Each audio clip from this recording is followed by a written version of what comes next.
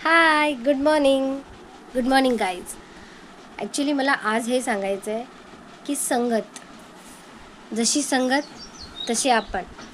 म्हणजे आपण 4 अशा व्यक्तींसोबत राहतो आहे की ते खूप अभ्यासात हुशार आहे आणि खूप अभ्यास करण्यात दंग राहतात.